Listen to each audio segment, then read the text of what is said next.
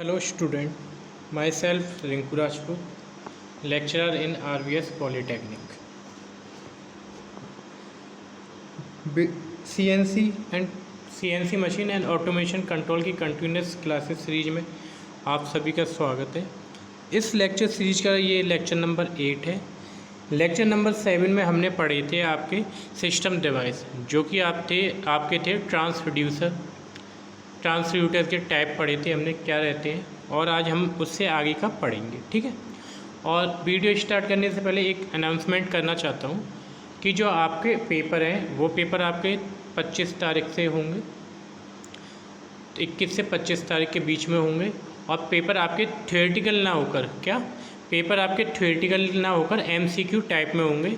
और उन पेपर को आप अपने घर से या साइबर कैफ़े से या कॉलेज में आके मोबाइल, लैपटॉप और आपका टैबलेट के द्वारा दे सकते हो। ठीक है। और इसलिए आपको अब मेहनत ज़्यादा करनी पड़ेगी। मैं आपकी ये CNC की थ्योरेटिकल क्लास तो चला ही रहा हूँ, इसके साथ साथ मैं एक आपकी लेक्चर सीरीज स्टार्ट कर दूँगा CNC मशीन एंड ऑटोमेशन की। वो रहेगी आपकी ओनली MCQ क्वेश्चन टाइप। उसमें क्या होगा कि मैं एक 10 मिनट की वीडियो लेके आया करूँगा, और उस 10 मिनट की वीडियो में मैं आपके 20 to 25 MCQ क्वेश्चन प्रोवाइड करा दिया करूँगा। ठीक है, विद सॉल्यूशन। तो चलो आज का ये लेक्चर चालू करते हैं। इसका जो रिमेनिंग पार्ट बचा था, ये लेसन नंबर 3 है, उसका कुछ रिमेनिंग पार्ट है। इस रिमेनिंग पार्ट को आज हम ख़त्म कर देंगे। ठीक है।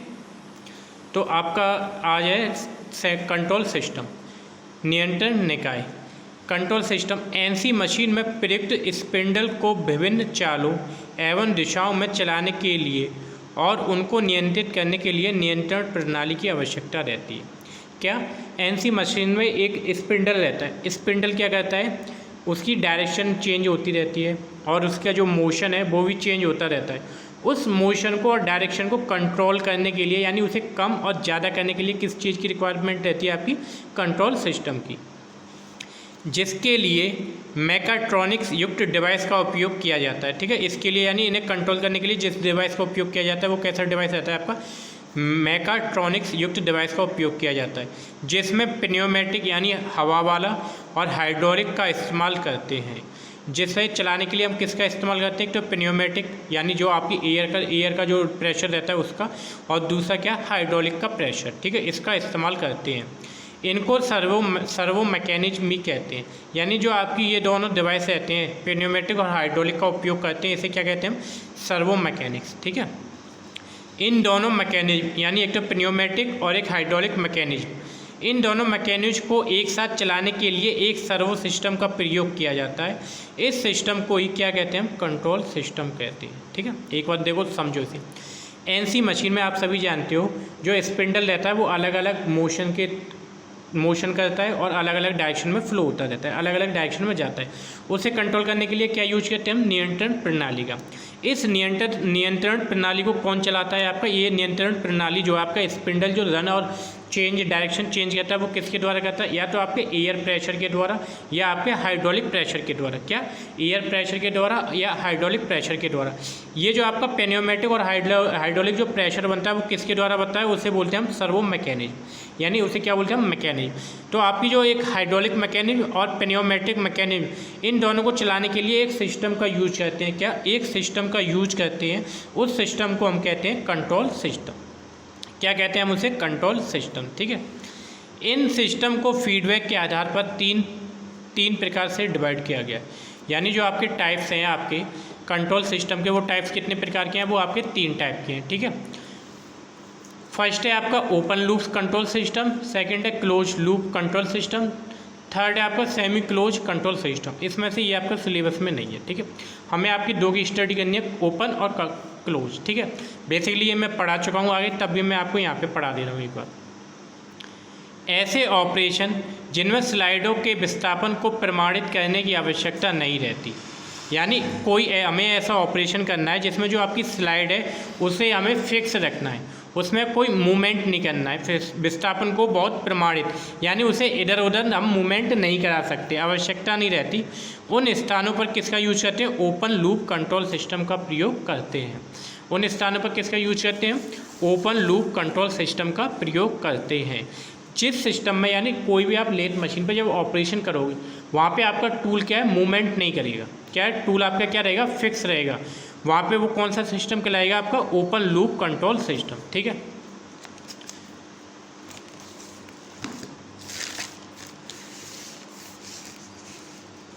इस सिस्टम में क्या है, जो आपका ओपन लूप सिस्टम रहता है, ये आपका इनपुट पे डिफाइन नहीं करता। ठीक है, आउटपुट जो निकलता है इसमें वो इनपुट पे आपका डिपेंड नहीं रहता। ठीक है, इस सिस्टम में फीडबैक के लिए कोई उपकरण या डिवाइस का प्रयोग नहीं किया जाता। अगर फीडबैक ही नहीं रहेगा तो आउटपुट आपका इनपुट पे डिपेंड नहीं रहेगा, यानी आउटपुट से जो प्रोडक्ट निकलेगा वो आपके इनपुट पे उसका कुछ असर नहीं पड़ेगा। ठीक है, इस सिस्टम का प्राथमिक दोष यह है कि यह जांचने के लिए कोई प्रतिक्रिया सिस्टम नहीं होता जो कि प्रोग्राम की स्थिति और वेग को हासिल किया है कि नहीं किया।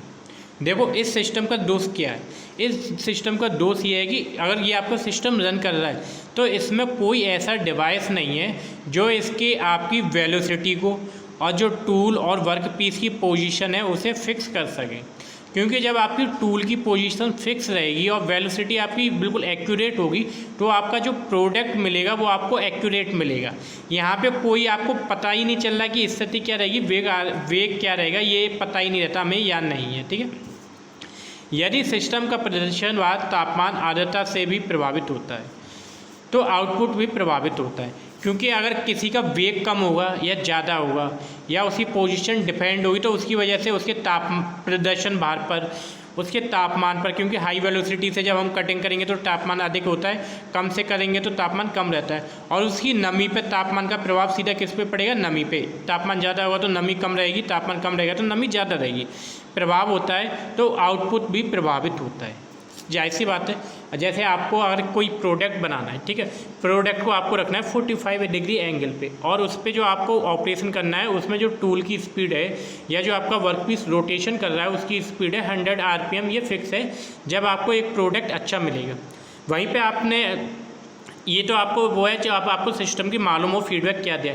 अगर आप उस सिस्टम को, आपको यही नहीं मालूम कि वो आपका जो वर्क पीस है वो आपको 45 पे रखना था और आपने रख दिया 30 पे, और वर्किंग करनी थी उसे रिवॉल्यूशन पर मिनट उसे करनी थी 100 की, जबकि वो कर रहा है 80 की, तो इस कंडीशन में क्या आपका प्रोडक्ट सही निकल पाएगा? बिल्कुल नहीं।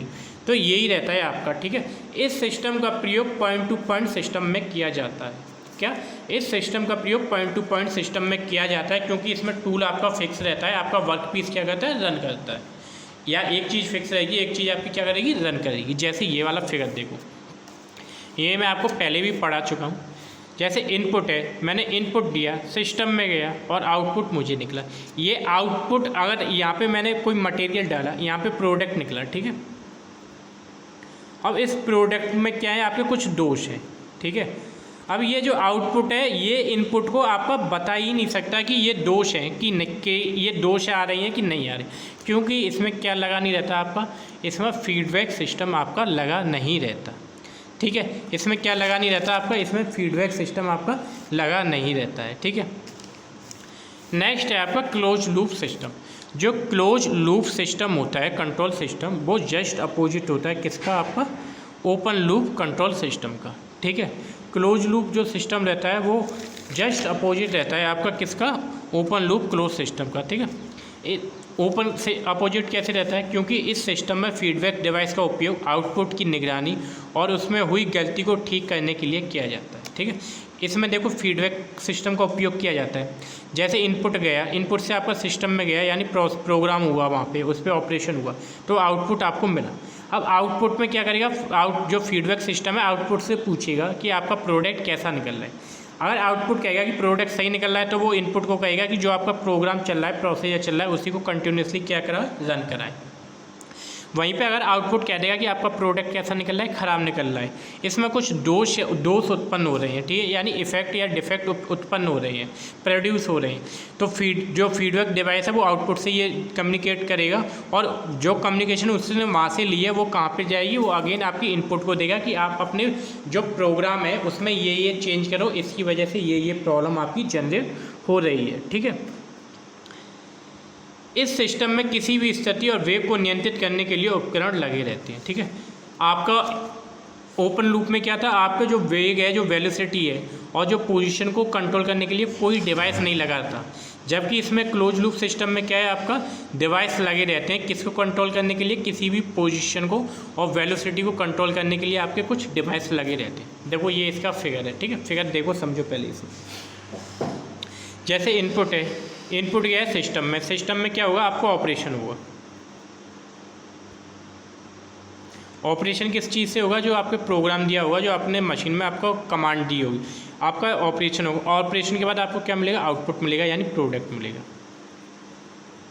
तो ये प्रोडक्ट, अगर आपका आउटपुट सही आ रहा है तो ये प्रोडक्ट क्या करेगा, फीडबैक को रिप्लाई देगा कि आपका प्रोडक्ट सही आ रहा है। तो फीडबैक किस पे देगा, इनपुट पे देगा कि आपका प्रोडक्ट, आप जो प्रोग्राम है वो आपने जो ऑपरेशन करा है वो बिल्कुल सही है, आप इसी ऑपरेशन को कंटिन्यूसली करते रहिए, ठीक है। ये है, अगर यहाँ पे आपका प्रोडक्ट कैसा आ रहा है, डिफेक्टफुल आ रहा है, डिफेक्टिवली आ रहा है, ठीक है, डिफेक्टली भी आ रहा है, यानी दोषयुक्त आ रहा है, दोषयुक्त आ रहा है, तो आउटपुट आपका किसको ये बताएगा, फीडबैक को, कि आपका जो प्रोडक्ट है उसके प्रोग्राम में कुछ खराबी है, ऑपरेशन सही नहीं हो रहे हैं, मटेरियल बेकार है।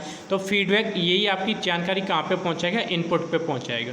इनपुट से कहेगा कि आपका ये प्रोग्राम गलत है, ये आपका मटेरियल गलत है, आपका जो प्रोग्राम है उसे आप चेंज करो, जो उसकी वर्किंग है, ऑपरेशन है, वो आप चेंज करो। और इस फीडबैक ये भी बताएगा इनपुट को कि आपको ये चेंज करना है, यानी ये जो आपकी खराबी आ रही है वो किसके द्वारा आ रही है, वो सारी इंक्वायरी कौन देगा, फीडबैक आपका डिवाइस देगा, कैसे, इनपुट को, ठीक है। ये है आपका close loop system. Semi close loop system आपके सिलेबस में नहीं है, ठीक है। तो नेक्स्ट टॉपिक है आपका LVDT, वेरी वेरी इंपॉर्टेंट। क्या, वेरी वेरी इंपॉर्टेंट। जो आपका LVDT है वो बहुत ही इंपॉर्टेंट है। इसमें क्या रहता है, आपका फुल फॉर्म देख लो LVDT की। पहले LVDT की फुल फॉर्म क्या है, linear variable differential transformer, linear variable differentiable transformer, ठीक है, linear variable differential transformer. LVDT रैखिक गति को विद्युत संकेत में परिवर्तित करने के लिए जाने वाला एक ट्रांसड्यूसर होता है। LVDT क्या होता है, आपको ऑब्जेक्टिव क्वेश्चन बन सकता है, क्योंकि आपका पेपर ऑब्जेक्टिव में आएगा। क्वेश्चन आएगा LVDT क्या है, तो आप कहोगे LVDT क्या है, एक ट्रांसड्यूसर है। ये वो पूछेगा वर्किंग क्या है, LVDT का फंक्शन क्या है। ये क्या करता है, रैखिक गति, यानी आगे पीछे एक रेखा के ऊपर होने वाली गति, इस गति को किस में कन्वर्ट कर देता है, आपका इलेक्ट्रिकल सिंबल में या इलेक्ट्रिकल संकेत में कन्वर्ट कर देता है। क्या, ठीक है, जो कि मैकेनिकल डिस्प्लेसमेंट को, यानी जो इसमें डिस्प्लेसमेंट होता है, रैखिक गति की होती है, वो किसके द्वारा होती है, मैकेनिकल डिस्प्लेसमेंट को विद्युत संकेत में परिवर्तित करता है, ठीक है। वो ये सेम, यह एक मैकेनिकल सेंसर भी होता है। ये ट्रांसड्यूसर तो होता है और साथ ही साथ क्या रहता है, इलेक्ट्रोमैकेनिकल सेंसर भी होता है। यह एक इलेक्ट्रोमैकेनिकल सेंसर भी होता है जिसका इस्तेमाल वाइब्रेशन को एक वेरिएबल इलेक्ट्रिक करंट वोल्टेज में बदलने के लिए किया जाता है। यानी ये क्या रहता है, आपका इलेक्ट्रोमैकेनिकल सेंसर होता है, जिसमें जो आपके वाइब्रेशन होते हैं, ऊपर नीचे की वजह से वाइब्रेशन होता है, जो रेखीय गति होती है, उसको किस में कन्वर्ट कर देगा, आपका ये वेरिएबल या इलेक्ट्रिक करंट या वोल्टेज में कन्वर्ट कर देता है, ठीक है। LVDT ये है आपका, ठीक है। LVDT की एक बार सुन लो, इसकी फुल फॉर्म होती है लीनियर वेरिएबल डिफरेंशियल ट्रांसफॉर्मर, ठीक है, लीनियर वेरिएबल डिफरेंशियल ट्रांसफॉर्मर। ये क्या कहता है, ये रैखिक गति को किस में कन्वर्ट करता है, आपका इलेक्ट्रिक संकेत में, ठीक है, या वोल्टेज में कन्वर्ट कर देता है। रैखिक गति को किस में कन्वर्ट करता है, आपका वोल्टेज में कन्वर्ट कर देता है। यह क्या रहता है, एक प्रकार का ट्रांसड्यूसर होता है, जो आपका मैकेनिकल डिस्प्लेसमेंट को वोल्टेज में परिवर्तित करता है। यह जो आपका LVDT होता है, यह इलेक्ट्रोमैकेनिकल सेंसर भी होता है, जिसका उपयोग क्या करते हैं, जो वाइब्रेशन होते हैं, यानी जो रैखिक गति के द्वारा जो वाइब्रेशन होता है, उस वाइब्रेशन को किस में कन्वर्ट कर देता है, इलेक्ट्रिकल करंट और वोल्टेज में कन्वर्ट कर देता है, ठीक है। ये है आपका LVDT, ठीक। नेक्स्ट है आपका एप्लीकेशन, यानी जो LVDT का एप्लीकेशन है, यानी यूज कहाँ पे होता है, ठीक है। पहला इसका जो major force, weight and pressure, इसके यानी फोर्स, बल, वेट, भार और दाब के मापन में, यानी इन तीनों की इन्हें मापने के लिए। टेस्टिंग ऑफ सॉइल स्ट्रेंथ, मिट्टी की क्षमता सामर्थ्य को नापने के लिए, मिट्टी के सामर्थ्य का टेस्ट करने के लिए। नेक्स्ट है रोबोटिक क्लीनर, रोबोटिक जो आपकी मशीन होती है उनको क्लीनिंग करने के लिए। नेक्स्ट है आपका ATM मशीन में, किस में? ATM मशीन में, ठीक है। अभी ये यहाँ पे कुछ फिगर है, फिगर के जो मेक कंपोनेंट है, ठीक है। फिगर अभी इसका पीछे है, मैं आपको बताऊँगा, ये रहा फिगर, ठीक है। LVDT एक ट्रांसफ़र होता है, ठीक है। ये 3 चीज़ होती हैं इसमें, LVDT में ये आ सकता है। जैसे आपका क्या रहता है, LVDT एक ट्रांसड्यूसर भी होगा, ट्रांसफार्मर भी होता है, और मैकेनिकल इलेक्ट्रोमैकेनिकल सेंसर भी रहता है। जैसे क्वेश्चन बनेगा आपका ऑब्जेक्टिव, मैं आपको बता रहा हूँ। LVDT क्या है? पहला ऑप्शन होगा ट्रांसड्यूसर है, दूसरा होगा इलेक्ट्रोमैकेनिकल सेंसर है, तीसरा होगा ट्रांसफार्मर, चौथा होगा सभी। तो आपको टिक करना होगा ऑल यानी सभी पे, क्योंकि LVDT क्या है आपका? एक ट्रांसड्यूसर भी है, ट्रांसफार्मर भी है, और आपका इलेक्ट्रोमैकेनिकल सेंसर भी है, ठीक है। LVDT एक ट्रांसफ़र होता है जिसमें एक primary coil P and 2 secondary coil S1 व S2 होती है, ठीक है। देखो ये आपकी प्राइमरी है,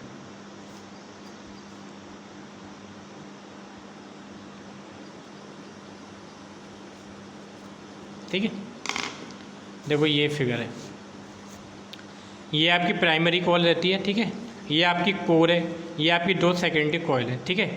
इसमें क्या रहता है, जब ये कोर आपका ऊपर नीचे, देखो ये एरो बना है, ऊपर नीचे यानी रेखीय गति करता है, वाइब्रेशन करता है। तो इस वाइब्रेशन को ये जो आपकी कोर हैं, ये आपके ये जो बने हुए हैं, ये क्या कहते हैं, यहाँ पे आपको एक सिस्टम लगा रहता है, उसका नाम याद नहीं आ रहा, मैं आगे के लेक्चर में बता दूंगा। वो क्या कहता है, इसके जो रोटेशन होते हैं आगे पीछे, उसे मेजर करता है, उसे कैप्चर करता है, जिसकी वजह से आपकी क्या प्रोड्यूस होती है, वोल्टेज, यानी वोल्टेज डिफरेंस आपका प्रोड्यूस होता है। बस इतना आपको याद रखना है। वैसे थ्योरी इसकी वर्किंग मैं इसलिए नहीं करा रहा क्योंकि आपके ऑब्जेक्टिव क्वेश्चन आ रहे हैं, और जो आपके मेन पॉइंट है जहाँ से आपका ऑब्जेक्टिव बनता है, वो सारे पॉइंट मैं आपको बता रहा हूँ, ठीक है। जैसे LVDT का आएगा, ये क्या काम करता है, ये क्या कहता है, रेखिक गति को किस में कर देता है, वोल्टेज में कन्वर्ट कर देता है, ठीक है। वेरिएबल वोल्ट या वेरिएबल करंट में कन्वर्ट कर देता है। अब वोल्टेज आपके कन्वर्ट हो जाएंगे तो आपकी करंट भी कन्वर्ट हो जाएगी, ठीक। ये यहाँ पे आपका LVDT आपका ख़त्म हो चुका है। अब नेक्स्ट टॉपिक है ऑप्टो इंटरप्रेटर, ठीक है। ऑप्टो इंटरप्रेटर, ठीक है, क्या रहता है ऑप्टो इंटरप्रेटर? इसे एक फ़ोटो इंटरप्रेटर के रूप में जाना जाता है। ये जो पॉइंट लिखे हैं ना रेड पेन से, ये मैं लिख रहा हूँ, ये आपके MCQ क्वेश्चन में बनने के बहुत चांसेज हैं इनके। इसे क्या कहते हैं, फ़ोटो इंटरप्रेटर के रूप में जाना जाता है, जो एक फ़ोटो सेंसर होता है। आपसे पूछेगा ऑप्टो इंटरप्रेटर क्या रहता है, तो ऑप्शन में होगा फ़ोटो सेंसर। क्या रहता है, ये आपका एक फ़ोटो सेंसर रहता है जो एकल पैकेज में ऑप्टिकल सिग्नल प्राप्त करने और प्रसारित करने वाले तत्वों को एकीकृत करता है। ये क्या कहता है, जो एकल पैकेज में, यानी किसी पैकेज में आपके ऑप्टिकल सिग्नल होंगे, वो ऑप्टिकल सिग्नल बहुत हो सकते हैं, उन्हें क्या कहता है, प्राप्त कर लेगा। यानी जो आपके सिग्नल होते हैं ऑप्टिकल सिग्नल, उन्हें प्राप्त करेगा और उन्हें एक प्रसारित करने वाले तत्वों को एकीकृत भी करता है, यानी उन्हें ये क्या कर सकता है, प्रसारित भी कर सकता है, ठीक है। यह उपकरण एक सर्किट को बंद और चालू का कार्य करता है। यह उपकरण क्या कहता है, सर्किट को बंद और चालू करने का भी क्या करेगा, कार्य करेगा, ठीक है। ये कुछ डेफिनेशन है, बस इनमें ज़्यादा कुछ जाना नहीं है, जो आपका ऑब्जेक्टिव बनेगा बस ये बन सकता है, ठीक है। नेक्स्ट है पोटेंशियोमीटर। क्या है आपका पोटेंशियोमीटर? यह एक विस्थापन सेंसर होता है। देखो ये ऑब्जेक्टिव क्वेश्चन बन जाएगा यहाँ से, जैसे क्वेश्चन पूछेगा और पोटेंशियोमीटर क्या रहता है, एक होगा आपका विस्थापन सेंसर यानी displacement sensor, photo sensor, transducer या कोई नहीं, तो आंसर होगा आपका विस्थापन सेंसर यानी डिस्प्लेसमेंट सेंसर, जो मूल रूप से एक वस्तु के मूवमेंट की माप के लिए उपयोग किया जाता है। पोटेंशियोमीटर क्या करता है, क्योंकि ये डिस्प्लेसमेंट में सेंसर होता है, तो ये क्या करेगा, किसी वस्तु की जो मूवमेंट हो रही होगी, डिस्प्लेसमेंट हो रहा होगा कि कितना डिस्प्लेसमेंट हो रहा है, उसको मेजर करने के लिए हम किसका यूज करते हैं, आपका पोटेंशियोमीटर का यूज करते हैं। यह विद्युत विस्थापन में मैकेनिकल विस्थापन के रूपांतर के सिद्धांत पर कार्य करता है, यानी ये मैकेनिकल विस्थापन के विद्युत विस्थापन के सिद्धांत पर कार्य करता है। ये क्वेश्चन यहाँ से भी बन जाएगा, ये वाला। कि किस सिद्धांत पर पोटेंशियोमीटर किस सिद्धांत पर कार्य करता है, वो आपका होगा विद्युत विस्थापन में मैकेनिकल विस्थापन के रूपांतरण। ठीक है, विद्युत विस्थापन में मैकेनिकल विस्थापन के रूपांतरण के सिद्धांत पर कार्य करता है। ठीक है, इस सेंसर का उपयोग मुख्य रूप से कंट्रोल सिस्टम में फीडबैक लूप के साथ किया जाता है। ये क्वेश्चन यहाँ पे भी बन सकता है ये वाला, कि पोटेंशियोमीटर का उपयोग कहाँ पे किया जाता है, कंट्रोल सिस्टम में, जो अभी मैंने पढ़ाया था फीडबैक लूप के साथ किया जाता है। इनका उपयोग, एक क्वेश्चन ये भी बनेगा, इनका उपयोग खेल उपकरण की कंप्यूटर नियंत्रित निगरानी में भी किया जाता है। यानी क्योंकि ये डिस्प्लेसमेंट हो रहा है खेल में आपका, जैसे रन आउट होता है तो वहाँ पे क्या हो रहा है, डिस्प्लेसमेंट हो रहा है, वहाँ पे कौन से सेंसर का उपयोग करते हैं हम, पोटेंशियोमीटर का ही उपयोग करते हैं। जब थर्ड एम्पायर के पास सिग्नल जाता है कि आउट है कि नहीं है, स्टैंपिंग होती है, तो वहाँ पे हम इसी सेंसर का उपयोग करते हैं। ठीक है, वो कौन सा सेंसर आपका, पोटेंशियोमीटर। ठीक है, और आज का लास्ट टॉपिक है आपका एनकोडर एंड डिकोडर। बेसिकली आपको ये डेफिनेशन पूछी जाएगी, इनके बारे में और कुछ नहीं पूछा जाएगा। ठीक है, एनकोडर क्या रहता है, यह एक उपकरण, circuit, transducer, software, program, algorithm है। यानी ये क्या है, एनकोडर क्या रहता है, ये उपकरण है, किस किस चीज़ का उपकरण है, यानी जो आपका एनकोडर है वो किस किस चीज़ का, जो एनकोडर है आपका किस चीज़ का उपकरण है। पहला है सर्किट, ट्रांसड्यूसर, सॉफ्टवेयर, प्रोग्राम और एल्गोरिथम का क्या है, ये उपकरण है जो मानवीकरण, गति, गोपनीयता, सुरक्षा या बचत स्थान को प्रयोजन के लिए सूचना को एक कोड से दूसरे कोड में परिवर्तित करता है। यानी किसी सिग्नल को एक कोड से दूसरे कोड में आपको ट्रांसफ़र करना होगा तो किसका यूज करेंगे आप, एनकोडर का। ठीक है, देखो डेफिनेशन नीचे लिखी है, यह एक ऐसा उपकरण है जो एनालॉग सिग्नल को डिजिटल सिग्नल में कन्वर्ट कर देता है। बस यहाँ से आपका ऑब्जेक्टिव क्वेश्चन बन सकता है, आपसे पूछेगा एनकोडर क्या है, आप क्वेश्चन देगा analogue to digital signal, analogue to digital signal convert, और डिजिटल टू एनालॉग, इस तरीके से 4 ऑप्शन होंगे। तो ऑप्शन आपका कौन सा सही होगा, एनालॉग सिग्नल को किस में कन्वर्ट कर देता है, ये आपका डिजिटल सिग्नल में कन्वर्ट कर देता है। ठीक है, नेक्स्ट है डिकोडर। डिकोडर एक इलेक्ट्रॉनिक्स उपकरण होता है जिसका उपयोग डिजिटल सिग्नल को एनालॉग सिग्नल में कन्वर्ट करने के लिए किया जाता है। देखो ऑब्जेक्टिव यहाँ से बनेगा, जैसे एनकोडर की मैं बात करूं, जो मैंने एनकोडर बताया था वो क्या कर रहा था, आपके एनालॉग सिग्नल को किस में कन्वर्ट कर रहा था, डिजिटल सिग्नल में। वहीं पर डिकोडर की बात करूं तो डिकोडर क्या करेगा, आपके डिजिटल सिग्नल को किस में कन्वर्ट कर देगा, एनालॉग सिग्नल में आपका क्या कर देगा, कन्वर्ट कर देगा। ठीक है, इसका उपयोग कई संचार परियोजनाओं में दो उपकरणों के बीच कम्युनिकेशन के लिए किया जाता है। यानी कहीं पे आपका संचार परियोजना है, जहाँ पे कम्युनिकेशन आपकी परियोजना चल रही है, वहाँ पे आपके दो उपकरण यानी इक्विपमेंट में आपके कम्युनिकेट करने के लिए हम किसका यूज करेंगे, डिकोडर का उपयोग करेंगे। यहाँ पे आपका चैप्टर नंबर 3 यानी सिस्टम डिवाइस आपका ख़त्म हो चुका है। नेक्स्ट लेक्चर यानी जो आपका आगे लेक्चर होगा, लेक्चर नंबर 8 या 9, सॉरी 8 तो हो चुका, 9 या 10 होगा जो, उसमें हम पढ़ेंगे आपकी CNC मशीनें, चैप्टर नंबर 4 है CNC मशीन में समस्या। वो आपका ज़्यादा नहीं है, 20-25 मिनट का टॉपिक है, यानी CNC मशीन में क्या क्या प्रॉब्लम होती है उनके बारे में हमें पढ़ना है। तो आज के लिए इतना ही, आगे की क्लास में मिलते हैं। और हाँ, आपकी जो अटेंडेंस है वो कमेंट बॉक्स में लिखें। और मैं आपको एक इम्पॉर्टेंट बात बताना चाहता हूँ कि जो आपके ऑब्जेक्टिव MCQ क्वेश्चन हो रहे हैं, तो मैं जो भी पढ़ा रहा हूँ उसमें मुझे मालूम नहीं था कि पहले MCQ क्वेश्चन में आपका पेपर होगा, तो मैं कुछ पॉइंटों को मिस कराता गया हूँ। यानी मैंने आपको हाईलाइट नहीं करे, जैसे आज ये हाईलाइट करें, तो आप जो मैंने नोट्स प्रोवाइड कराए हैं आप उन्हें आप देखिएगा, पढ़िएगा, समझिएगा, उन्हीं से आपके 90-80% MCQ वहाँ से ही बनेंगे। और फिर भी कहीं पे भी अगर आपको प्रॉब्लम हो रही है तो मैं आने वाले टाइम पे आपकी MCQ क्वेश्चन की एक लेक्चर सीरीज लेके आने वाला हूँ, जिसमें आपके सभी चैप्टर के आपके MCQ क्वेश्चन आपके स्टार्ट हो जाएंगे। ठीक है, तो आज के लिए इतना ही, धन्यवाद।